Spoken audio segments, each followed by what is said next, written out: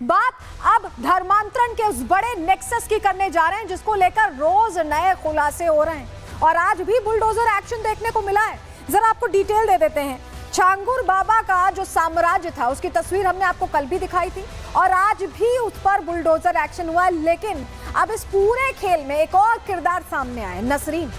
जो आप यहाँ पर तस्वीर देख रहे हैं ये कभी नीतू हुआ करती थी, लेकिन ये नसरीन बनकर भोली भाली लड़कियों को अपने गेम में फंसाती थी, धर्मांतरण के लिए यही उकसाती थी और अपने माया जाल में फंसाकर कैसे ये धर्मांतरण का पूरा गोरख धंधा चल रहा था और बकायदा विदेशों से फंडिंग नसरीन के पास आ रही थी। नसरीन और उसका पति कैसे पैसों को मैनेज कर रहे थे छांगुर बाबा के लिए, इसका खुलासा जो हुआ है वो हैरान करने वाला है। अब इस पूरे माया जाल से चलिए पर्दा उठाने जा रहे हैं, आपको जानकारी देते हैं। पहले आपको तस्वीर दिखाएंगे, जो तस्वीर आपकी कहानी पूरी तरह से समझने में आसानी मिलेगी। जरा तस्वीर देखिए, पहली तस्वीर देखिए, ये वो शख्स है, ये है छांगुर बाबा या इसे आप जलालुद्दीन कह लें, जो अपने आप को पीर फकीर दिखाने की कोशिश करता था।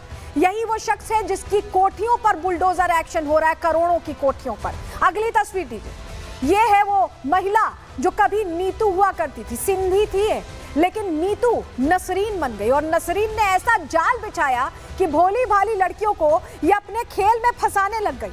उन्हें फंसाती और माया जाल में फंसाकर बरगलाकर उन्हें पूरी तरह से उनका धर्मांतरण करा देती। यानी जो प्लेटफॉर्म देता था जलालुद्दीन, उसकी राजदार यही थी जो सारी चीजें संभाल रही थी और उसी प्लेटफॉर्म पर वो लड़कियों को लाती और वहां से धर्मांतरण का पूरा खेल शुरू होता।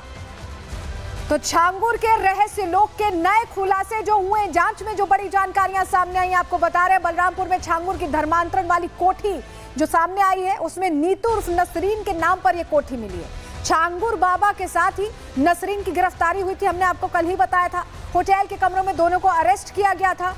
नीतू उर्फ नसरीन सिर्फ 7वीं पास, सिर्फ 7वीं।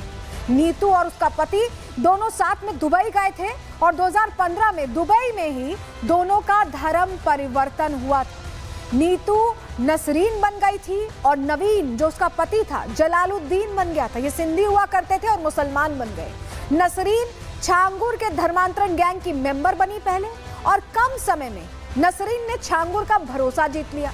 गरीब हिंदू परिवारों को टारगेट करने की जिम्मेदारी नसरीन को ऐसे में दे दी गई। नसरीन लड़कियों के ब्रेन वॉश की जिम्मेदारी उठाती थी, पूरा प्लेटफॉर्म तैयार करती थी, उन्हें अपनी बातों में फंसाती थी और उसके बाद उन्हें वहां ले जाती थी जहां धर्मांतरण होता था। यानी कि छांगुर की इस कोठी में जहां सारा इंतजाम, सारी व्यवस्था पहले से होती थी और ये कोठी भी नसरीन के नाम पर ही थी। यानी नसरीन और उसका पति नवीन दोनों ही ये सारी चीजें हैंडल कर रहे थे। नीतू नवीन कह लीजिए या नसरीन और जमालुद्दीन कह लीजिए, क्योंकि धर्मांतरण के बाद इनका नाम यही था। चलिए अब आपको बताते हैं नसरीन कैसे रैकेट की मास्टरमाइंड बन गई थी, या ये कहें कि सारी चीजें वही हैंडल कर रही थी। एटीएस की जांच में नसरीन को लेकर खुलासा हुआ है।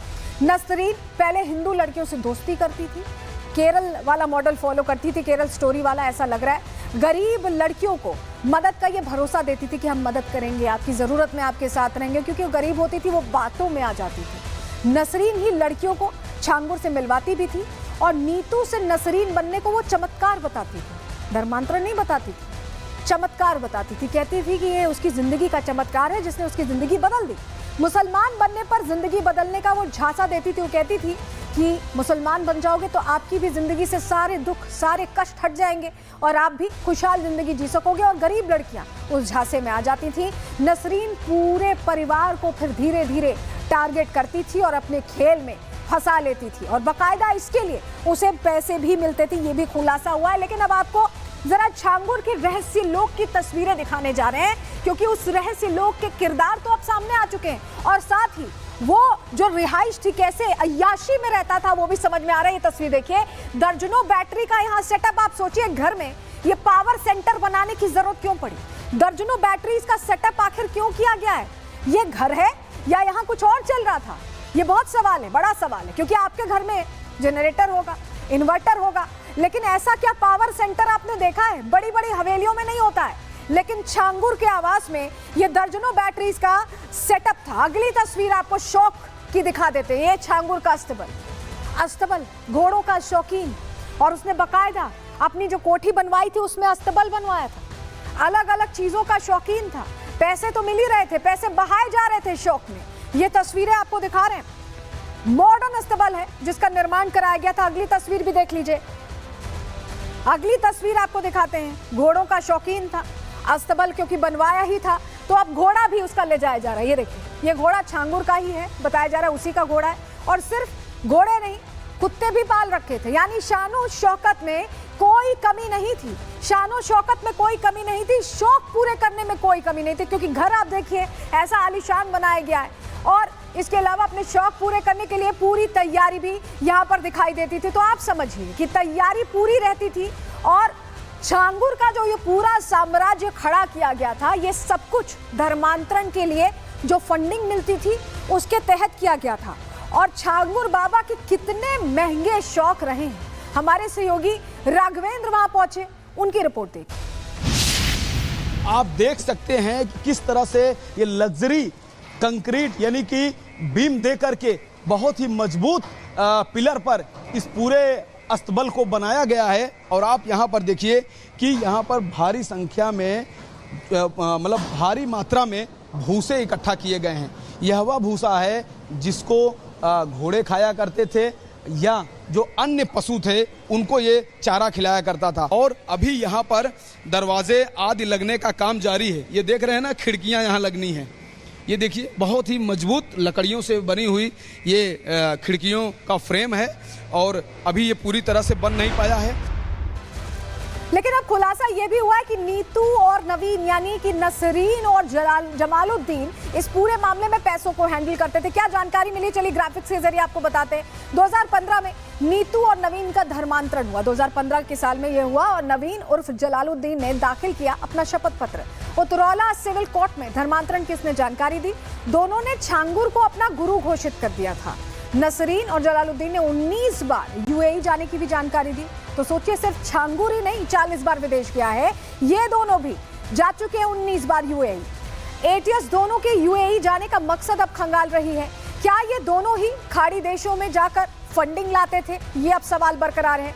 क्या धर्मांतरण के बाद लड़कियों को विदेश भेजा जाता था, ये भी बहुत बड़ा प्रश्न है जिसकी तह तक जाने की अब कोशिश की जा रही है। लेकिन क्योंकि अब फंडिंग का खुलासा हो चुका है तो अब सवाल ये है कि ये पैसे कौन ला रहा था, कैसे ला रहा था, क्या यही दोनों ला रहे थे जमालुद्दीन और नसरी, या कोई और तरीका था? क्योंकि 19 बार यूएई जाना, छांगुर का 40 बार यूएई जाना, बहुत सारे सवाल हैं। ऐसे में अब जांच ईडी संभालने वाली है। आपको जानकारी देते हैं कैसे ईडी अब फंडिंग की जांच कर रही है। दरअसल धर्मांतरण मामले में ईडी की अब एंट्री हो चुकी है। ये ब्रेकिंग न्यूज कल ही हमने आपको प्रहार में दी थी, अब इसकी डिटेल्स आ गई हैं। Prevention of money laundering act के तहत केस दर्ज कर दिया गया है। छांगुर और उसके गुर्गों से उनके खातों की अब जांच की जाएगी। विदेशी फंडिंग के सुराग अब ईडी तलाशेगी।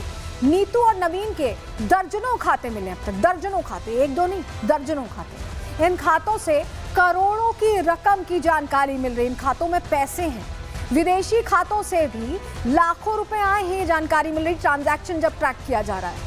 छांगुर की चल अचल संपत्तियों का भी अब पता लगाने की तैयारी ईडी कर रही है, क्योंकि खुलासे पर खुलासे लगातार इस मामले में होते जा रहे हैं। अब जरा आपको एक और तस्वीर दिखाते हैं। कल आपने देखा था कि बुलडोजर एक्शन हुआ था छांगुर के ठिकानों पर, लेकिन इतना बड़ा साम्राज्य है कि आज भी एक्शन हुआ है। तस्वीर दिखाइए, ये देखिए, इतना बड़ा साम्राज्य है कि आज भी एक्शन हुआ। ये सब कुछ